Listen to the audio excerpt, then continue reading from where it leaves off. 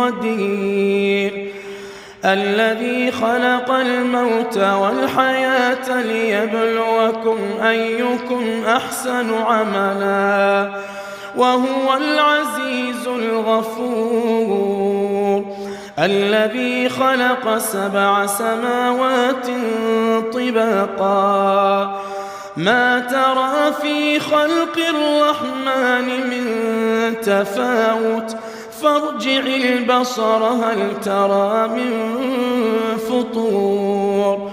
ثم ارجع البصر كرتين ينقلب إليك البصر